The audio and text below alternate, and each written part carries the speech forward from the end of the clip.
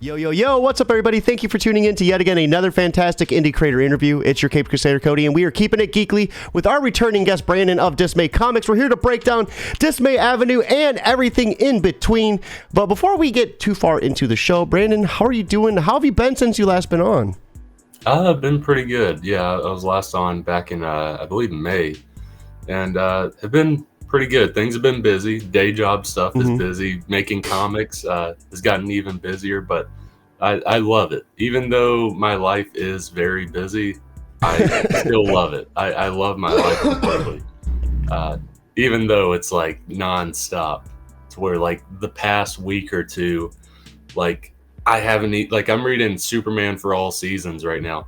I've barely had time to even read a page or two the past week or two. So, man, it's a struggle, isn't it? Like you want to get all this reading done, and you just can't find the time to do it. Like for me, you know, I do Keeping It Geekly. That's kind of like two parts of what I do. You know, I do a job for Cody as well, and that's, you know, playing the new game. So, man, the last 3 days are just been a blur. What, Black Adam came out. So after I worked like an 8-hour shift after that, we went to the theaters 10:30.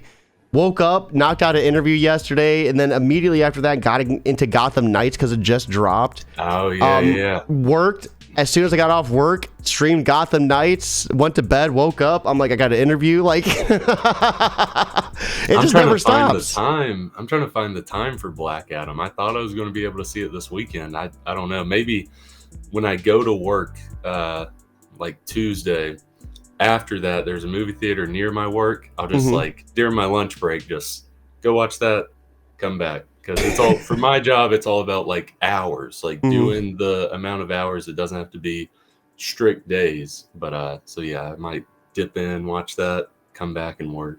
No, I would, but I would say, you know, it's one of those things where I almost feel like if I wasn't busy, I would sink. It's like a shark. A shark has to keep swimming. And if they don't, they sink. So I feel like it is the same for me. I don't know. Is that like the same for you? Like you have to stay busy? That's definitely the same for me because, I mean,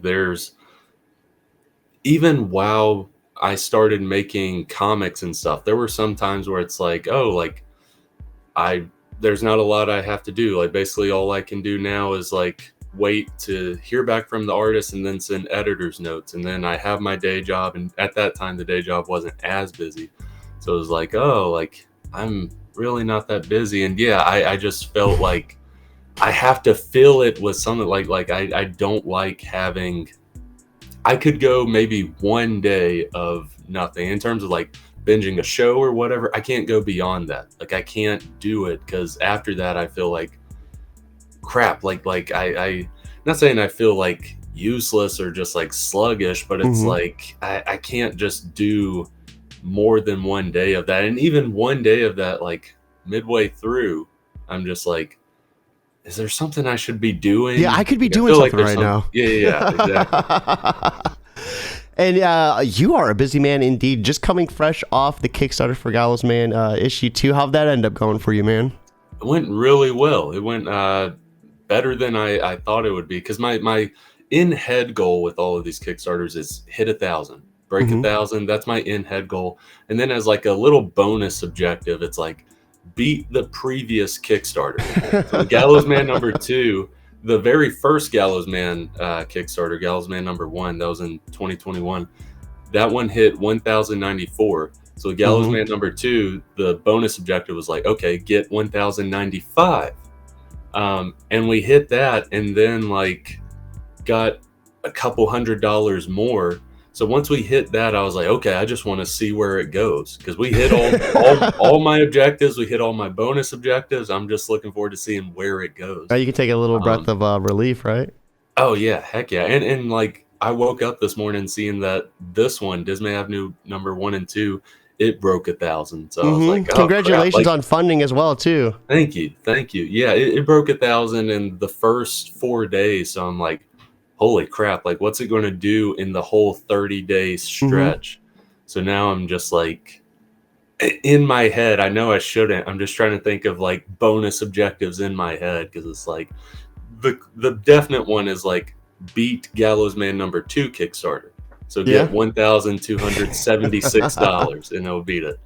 But so I mean, I see that happening and I don't know what I want beyond that. So I don't know. This is an interesting book as well. Dismay Avenue, issue 1 at least is one story in particular, but issue 2 has like 4, I believe, right?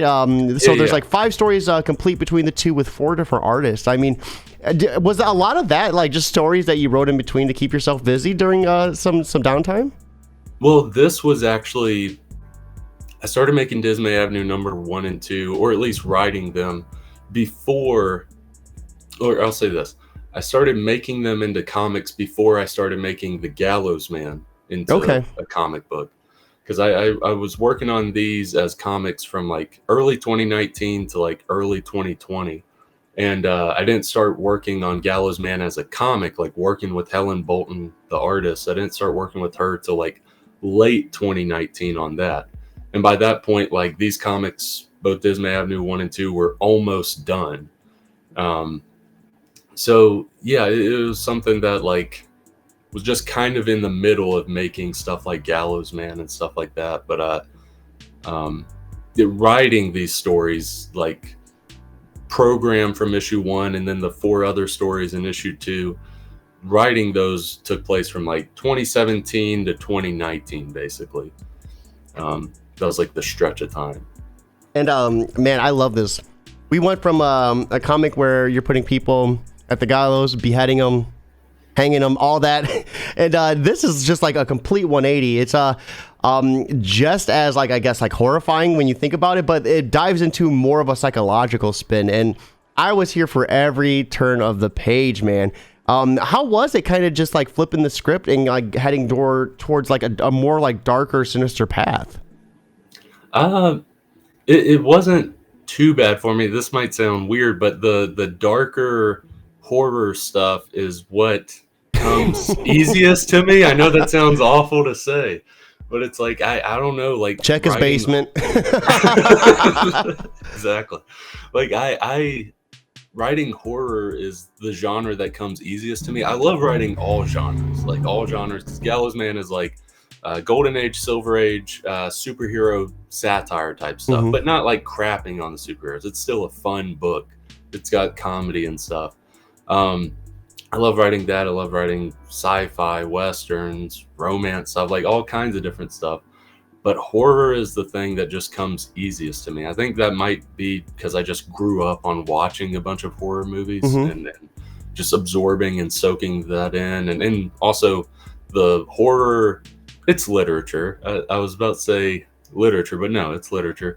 Horror literature, I would read like Goosebumps and like when I was a little kid, like Goosebumps. Say Cheese and Die, like yeah, Say Cheese and Die, which is a good story, but he basically just ripped it off from a Twilight Zone episode, but it's still good.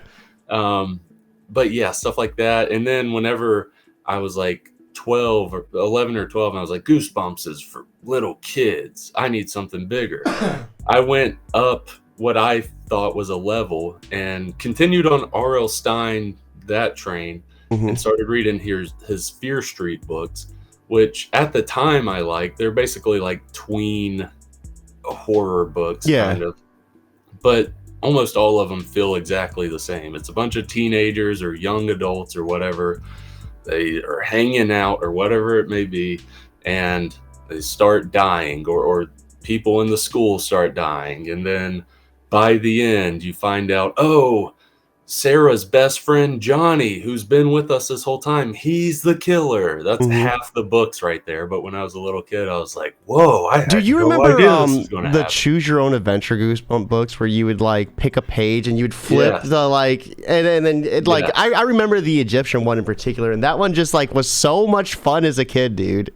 Those things were awesome. Yeah, like there were, I can't remember exactly, but there were other like horror choose your own adventure stuff that I read growing up that I really liked. Oh, one thing I should spotlight as a horror influence is Scary Stories to Tell in the Dark. Yes. Like those 3 books. Like those things were, the stories are scary, but what truly creeps you out and scares you is that artwork. Yeah, the artwork, dude. like you're in like 2nd or 3rd grade reading this and you're like, how is this allowed in our library? Yeah, you got like the lady with like the skull and the hair, and then the two eyes, dude. And I remember being they're like sunken in. Yes, I remember being a kid, dude. Late at night, thumbtacks in the door, and I'm like looking up, and there's just two thumbtacks staring at me. I'm like, oh fuck, she's here.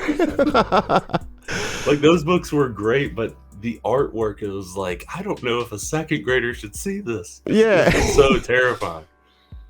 Oh man, that is awesome. So that is what led to Dismay Avenue, like kind of like the earlier steps. Those were like big influences on me, and then like a more, when it comes to writing anthologies or just my enjoyment of anthologies, like the influence of that is the Twilight Zone, like the 60s Rod Serling Twilight Zone. I love that show. I've loved it for years, and I still watch it. Like I showed my sister a couple episodes a few days ago.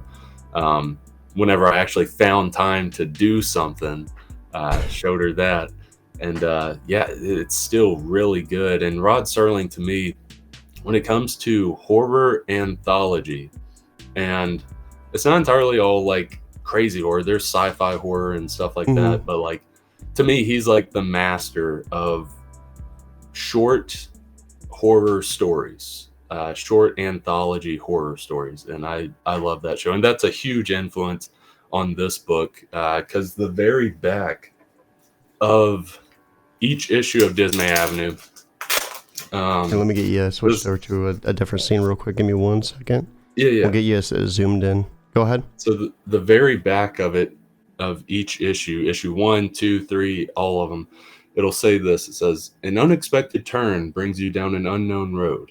No ordinary horrors are found down this road, only those of dismay. So it's not the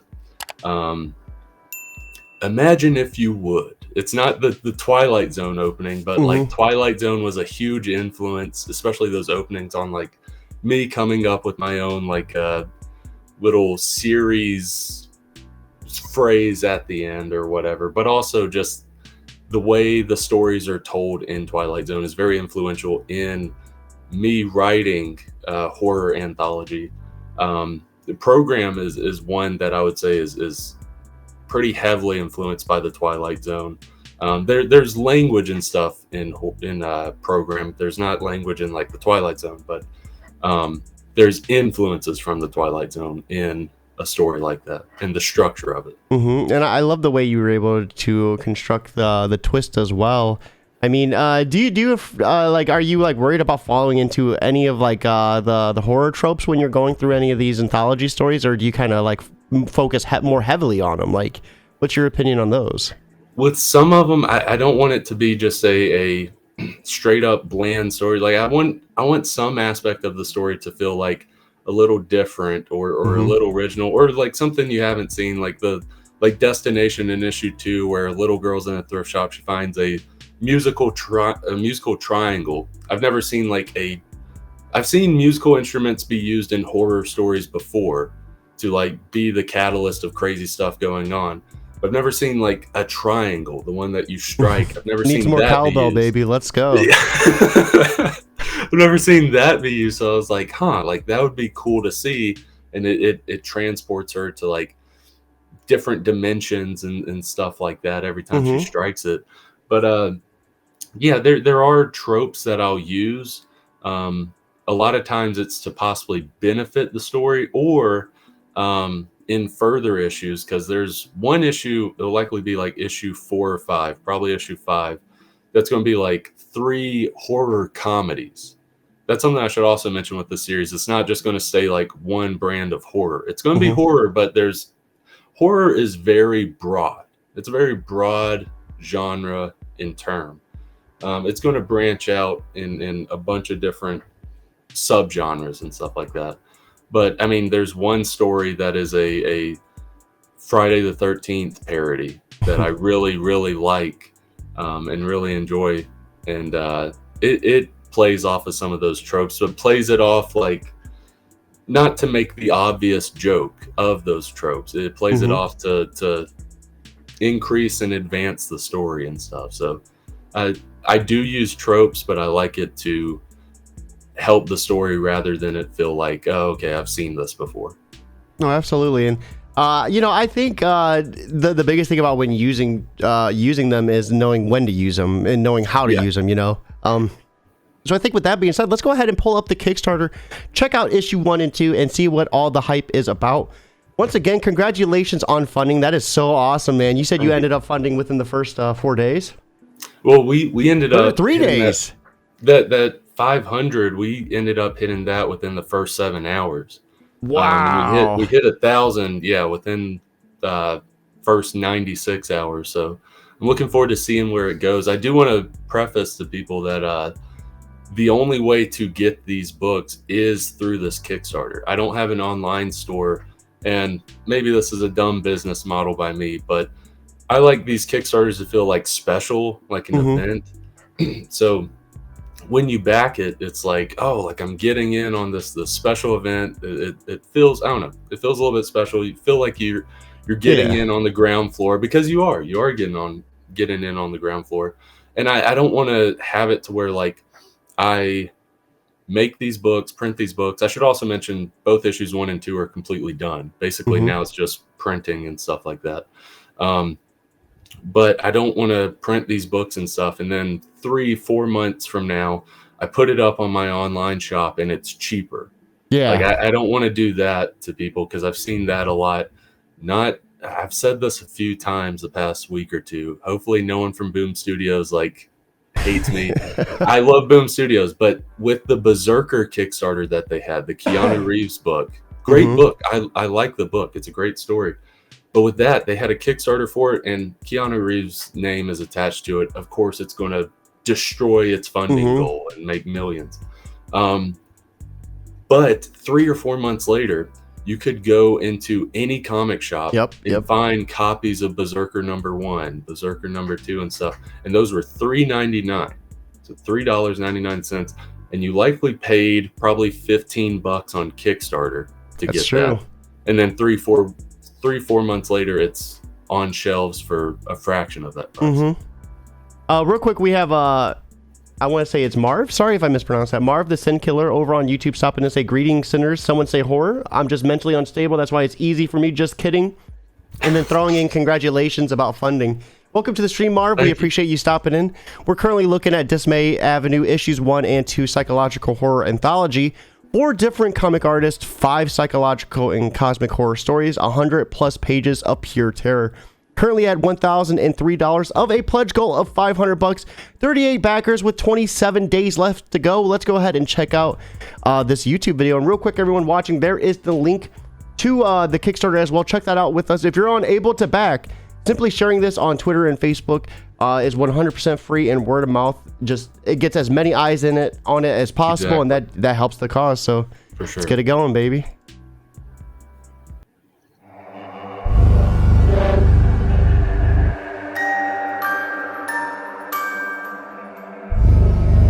Hey guys, Brandon Ingram here with Dismay Comics with our first issue of our horror anthology series, Dismay Avenue. I've been looking forward to this coming, and it's amazing. This series, if you're wanting to know, you got the poster of the cover on the back wall. That's awesome. Of any and all things horror, the lovers of unique storytelling, the lovers of anthologies, and the most important thing to me, the lovers of just beautiful, amazing art. And that is completely on display here in Dismay Avenue #1.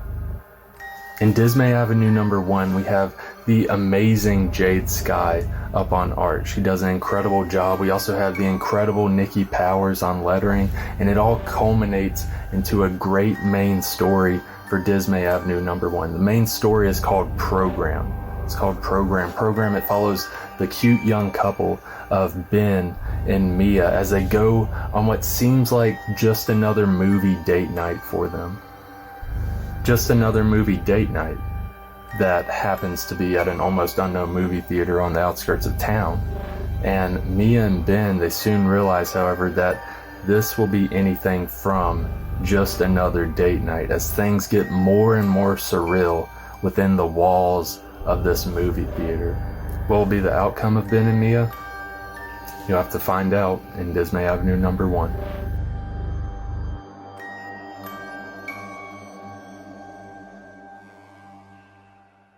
Dude, I like that video a lot. You know, it was such a nice balance of showing you and the book and the work and being informative. You know, a lot of them, they'll usually show the artwork and stuff first, and then they'll move and do like a video of them. But the way you interjected both, I think, was such a nice balance.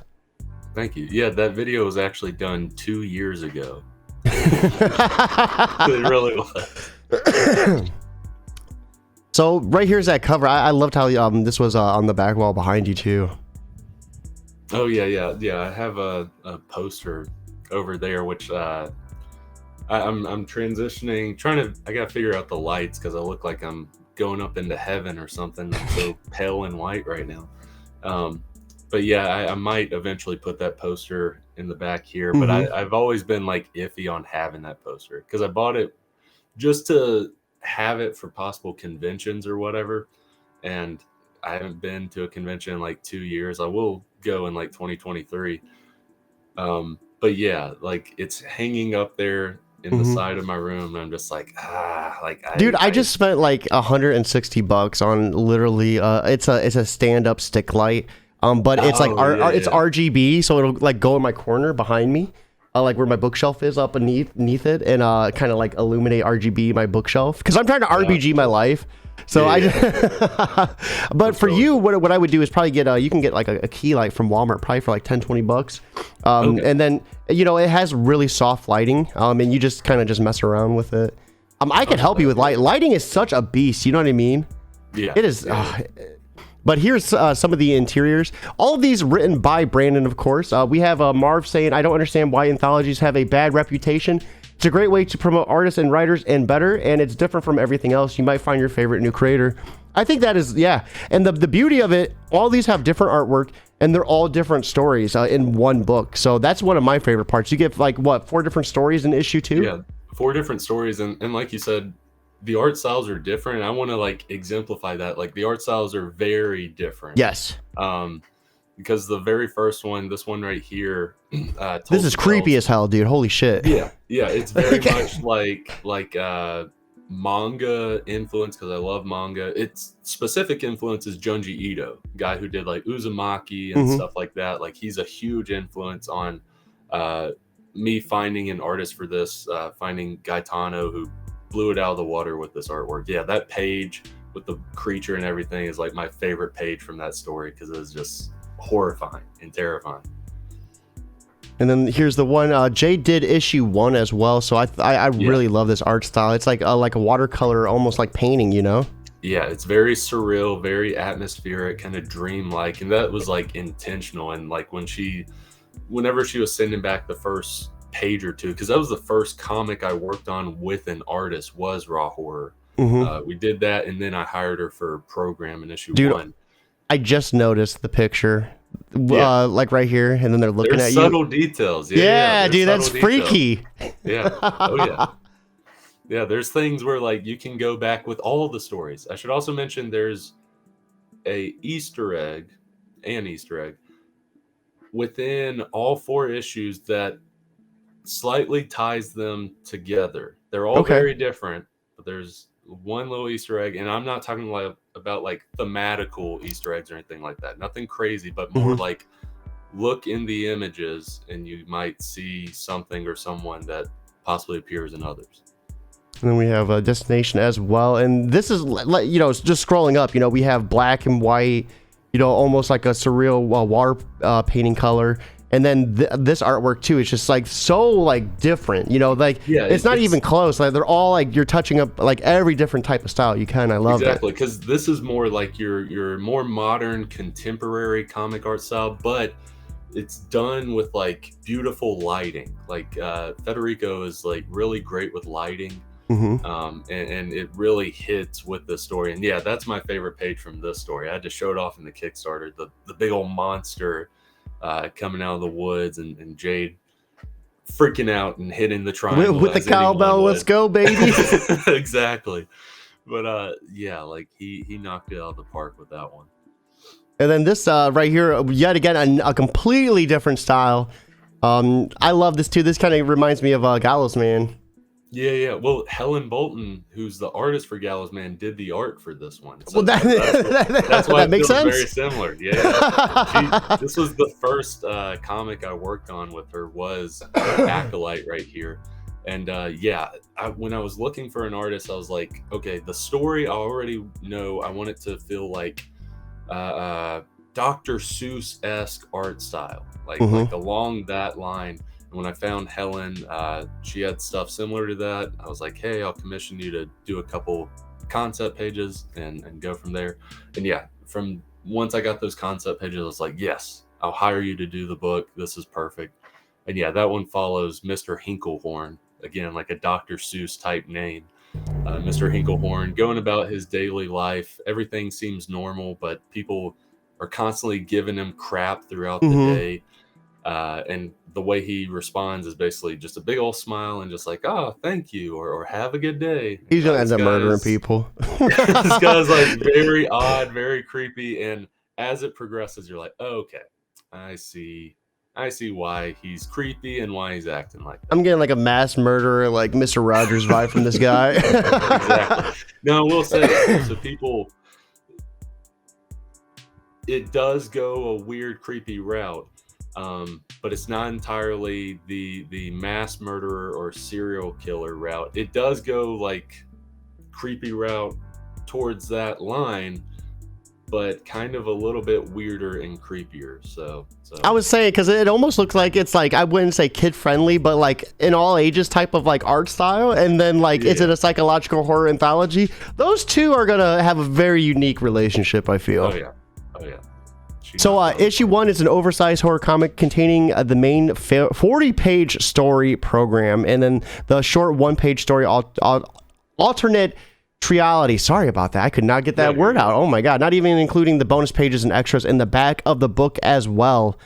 So let's go ahead and scroll through this as well. I really love this story. This was such an awesome read. Yeah. Jade, she knocked it out of the park. Like I love issue 1, everything. I love the story, but that's biased. I'm the writer, but the artwork is just beautiful. Like I couldn't have asked for anything better. And then right here, exclusive t-shirt as well. So I love this. This is such an awesome image right here. Yeah. So you can basically have this giant like vortex portal in your chest, and a little boy is reaching out, and if Cody's wearing it, he's like, no, you stay there. You stay. Yeah, you stay there. Shirt. Yeah. And then some variant covers as well. Yeah, and those variant covers are done by Emma Weekly, and those are the 2 variant covers for issue 1 and 2. I love how these two like go together. It feels like the color tone, and that was intentional. Yeah, the color tone very much kind of matches. And then we have reward tiers as well. So do these tiers coincide with the ones on the side? They coincide on the side, but with all Kickstarters, they usually put them in the description part like that. So I was like, okay, I guess I'll put it there just so people can see it. But yeah, they're the exact same on the side. So it looks like for $1 you can get the social media thank you. For $5 we're gonna get the digital edition of Dismay Avenue #1. For $9 you're gonna get both issues of #1 and #2 digitally. And at levels.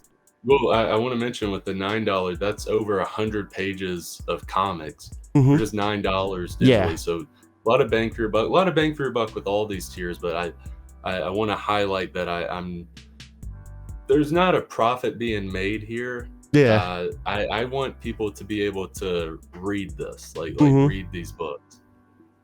And I mean, dude, these physicals too. $11 for issue 1, $12 for issue 2. The physical copies, like that's outstanding prices. We have the level 3, $18 for that shirt. Like, holy crap! Most people sell their shirts for $50, so you're like slashing the price like right in half. And then another outstanding deal, the $25 for the Dismay Avenue issue 1-2 value bundle. So this is going to be signed physical copies of both. Oh yeah. That's kind of, I mean, like the title says, like a good bang for your buck, a great value, because you get those 2 copies signed by me. You get the sticker set for the issues. You get the PDF copies and all that. So it's a good bang for your buck right there. And then at level 4, we have for $40 the Dismay Avenue 1 and 2 complete bundle. So you'll get the main covers, signed physical copies of both. Dismay Avenue issue 1 and 2 sticker set, PDF copies of both, as well as the social media thank you. Oh, and then you get the signed copies of the variant. Yeah. So you get issues 1 and 2, main and variant, for both of them. So 4 comics in total, plus a whole bunch of bonus stuff as well. At $55, we have the retailer bundle, so include 5 signed copy physical includes 5 signed physical copies of Dismay Avenue issue 1 and 5 signed physical copies of issue 2 as well. And then finishing off, we have $60 issue 1 and 2 creator bundle. So give us a little bit about this one. This sounds like an awesome tier. So yeah, the creator bundle, you get everything from the complete bundle, the one mentioned before. You get everything from there, but you also will get all the scripts. Like I'll send all the scripts for the stories, so you can check those out. If you're into writing comics or into writing, you can see how I do. You can see if I'm good, if I'm bad, if anything helps, or if you're like, this guy's an idiot, I can do better.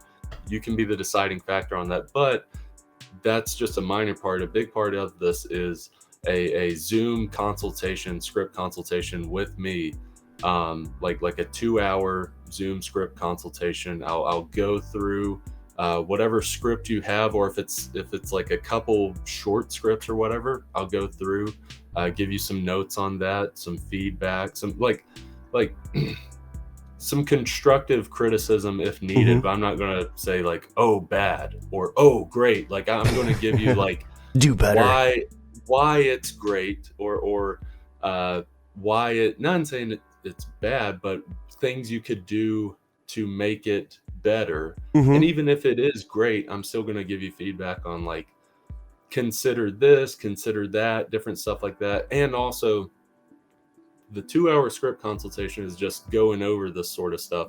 Before that, you'll send the scripts to me and I'll look over them before that, and then we'll meet on like I'll look over them to make notes and stuff. Then we'll meet on the Zoom and go over some of that stuff and questions you may have, or questions I may have. No, that is awesome. So let's take a look at some of the stretch goals. So we have at 750. So this is unlocked already, a bookmark. At 1250, we have a sticker goal. So this will be right here. How big is the sticker going to be? The sticker, I believe, is, I think it's like 3x4 roughly, like inches. So it's fairly decent size sticker. And then we have number 3 to be announced. So any hints on what that could be, or is that still kind of spoiler territory? So that's still a little bit hidden, mostly because there's 2 or 3 ideas I have, and I'm trying to figure out which one would be the best one. So I'm deciding on that. Likely within the next 2 or 3 days, I'll have a decision made, and once we break like 1,250, I'll put that out and announce that one. But yeah, it's between 2 or 3 things. Ultimately, just trying to decide what will be best for everyone. Okay. And then backer giveaways. So at 25, 50, and 75, you have backer giveaways. At 75, backer giveaway is going to be this original piece by Thomas Tikas. Is it Tikas or Tikas? Yeah, Tikas. Yeah, Thomas Tikas. He did the cover art, like the main cover art for the Gallows Man issues 1, 2, 3, and 4. And I commissioned him to do some other pieces, like some original pieces. And this one, yeah, it's Newsboy chasing down a mobster in Town City. That's the city of the Gallows Man. Chasing him down Town City with a giant battle axe ready to wield it and basically dish out Newsboy's brand of justice. So one backer, once we hit 75 backers, one lucky backer will get that original piece. No, that is awesome, man. And then here's a look at the Dismay Avenue team. So go ahead and give a shout out to the artists that were involved in on this. Yeah, so with issue 1, you have Jade Sky, who did the main big story within issue 1. She did an amazing job. She also did the artwork for the second story in issue 2, which is Raw Horror. Then at the very end of issue 1, there's a 1-page little story. It's like a 1-page comedy, basically, called Alternate Reality, where basically the premise is take humans and replace them with trees, like swap humans and trees in their roles. Basically have sentient trees and non-sentient humans, and go about that route. It's a dumb concept, dumb idea or whatever, but it's really fun to see. Like the page I think is hilarious and stuff. Helen Bolton did that page. She did that, and she also did the artwork for Acolyte, which is on issue 2, the last story on issue 2, the Dr. Seuss-esque art style. Then Gaetano Matriglio, he did the very manga Junji Ito type art style from issue 2, which I love all the art, and I especially love that because I'm a huge manga fan. So it's awesome to see, even though it's not manga, like my kind of manga-esque story, because even the story is very much influenced by like Junji Ito horror. And then the third story, Destination, the one with the little girl hitting the triangle or cowbell, that's done by Federico Gillen. Federico blew it out of the water. I think it's beautiful. It's the more contemporary modern art style, but the lighting's great. It looks beautiful. I believe that's all. Oh, also I should mention the co-writer for Alternate Reality, that one page in issue 1, is Tio Marino. He's a buddy of mine. We do a podcast together and stuff, and one night, like a year or almost like 2 years ago, we were messaging and I had the idea for Alternate Reality, and I came up with like 3 of the panels and he came up with 2 of them, and I was like, yes, this is perfect. That's so it's just awesome. a 5-panel page.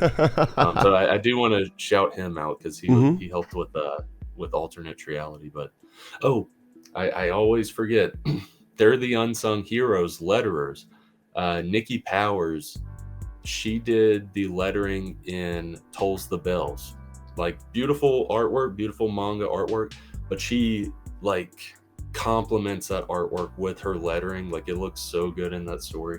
And she also did this is like also stuff that is like looked past or not really praised, the title stuff. Like if you go up in the campaign stuff where it says like Tolls the Bells and has the credits, like on the page where it says like Destination has the credits or Acolyte has the credits, she did the title lettering, and it works very well with all the stories. No, that's all. Yeah, that stuff is important too, because if you don't have like a good title or good logo, like, you know what I mean, like that could be off-putting for some readers. Oh yeah. So that is the Kickstarter. Oh, go ahead. Yeah. Well, I was going to say our the cover artist, main one is Kaz Illustrations, like a studio. They did the main ones, like the this one here, and then the one with the girl like doing that and stuff. And then Emma Weekly did those variant covers, so they blew it out of the water. Everyone that worked on these books, like, to me, gave it 100%, and I really love it. And then we have the writer, of course, right here on the podcast with us, Brandon himself. So after going through that Kickstarter in its entirety, what would you like to say to anyone who might be on the fence about backing? I would say at least check out the campaign page. Check it out, look through it. There was a ton of preview pages you can look at, ton of information. You're going to get these books. Like, it's funded, all that stuff. You're going to get these books. Also, keep in mind, the only way to get these books is through this Kickstarter, because I don't have an online store. It's only kind of an exclusive type event type thing. So if you are interested, definitely back the Kickstarter. Something I mentioned is there is a tier level for any budget, because it's $1 to $60. And like we mentioned before, $5 for issue 1 digitally, $9 for issues 1 and 2 digitally. That's over 100 pages of comics. And then physical copies start at $11, and tiers go up from there. But definitely check it out. If you're not able to back it and you're interested, please share it out with people. It helps a lot. And yeah, just help support indie creators. Not only me. Like, this is me talking about my Kickstarter campaign, but there's a lot of great indie creators that are out there that don't get barely any spotlight or limelight. So just support those creators. Like, there's a book called Bigfoot Knows Karate. It's doing really well on Kickstarter. Dan, oh my gosh, like I missed the first Kickstarter that he did like a few months ago or a year ago, because it was like a week after I found out about it. I was like, crap, like this seems like right up my alley and what I would want to read. Then issue 2 Kickstarter happened. I was like, that night I backed it. I loved it. And Yeah, then Dan's the man. coming out, yeah, oh yeah, heck yeah. And November 1st, a book called The Theme of Thieves, issue 3 comes out then by Dog Pound Brown. And it's I like it. It's kind of a superhero-esque book. It's a little slow burn, but I like that it's got the pacing of like Watchmen. Not saying it's Watchmen, but it has the pacing of Watchmen. It seems like issue 3 or 4, like there's going to be like a critical thing, and I'm there for it. Like I'm looking forward to checking that out. So support my book, but also check out other indie creators and their campaigns and support them as well. No, absolutely. So we've come to one of my favorite parts of the podcast, Brandon. You know the drill. You've been on here before. So for anyone who is new watching and having trouble just, creating their own type of story, creating, I guess, atmosphere to that type of story, what would be some advice you would offer for them to kind of add that element to their story writing? Adding different types of atmosphere and like that feeling. You know what I mean? Like the horror atmosphere, for example. Yeah. I think at least for me, because I grew up on horror, might sound weird if it's out of your element. Kind of step out of your element a little bit and try this. Obviously, a big influence for me was watching a bunch of horror, like watching a bunch of horror movies. All kinds of stuff helps me. If you're looking to get into like one issue horror story or like anthology horror stories or whatever, definitely check out The Twilight Zone. I know, black and white. I know it's not for everyone these days. I'm surprised I got my sister to check out a couple episodes. My little sister, I should say. But check it out. It's great writing. There's some special effects that are but the writing makes up for it. And you can learn a lot from that. Especially if you like twist or anything like that. Like half the Twilight Zone episodes have twist. So Rod Serling's like a master of writing twists. He was the M. Night Shyamalan before M. Night Shyamalan. So check that out. Also, to possibly influence some of your stories in like creepy writing and stuff, branch out and do creepy stuff. I'm not saying play with a Ouija board. Don't do that. Don't sacrifice anything. Yes. What I mean by that is go to like some haunted house attractions. Like check out that. Get spooked yourself a little bit. If you have friends that are into, because I guess I have weird friends now that I'm thinking about it. If you have friends that are into like going to creepy abandoned places and just checking them out, don't trespass. That's key. Do not trespass. I'm not condoning trespassing. Do not trespass. Various stuff like that. I mean, like there's all kinds of places. Cemeteries are creepy and stuff, but don't go to cemetery just to like get write a creeped out. comic. Like, don't go to a cemetery to write a comic. Don't be that person. No. Like when I've went to cemeteries with my friends, like we've like paid respect because maybe we didn't entirely know anyone in that cemetery, but we knew someone who knew someone who a relative was there. And if you're going to do that, pay respect. Don't go there strictly to write a comic or whatever, but things like that can branch stories. Just venture out a little bit.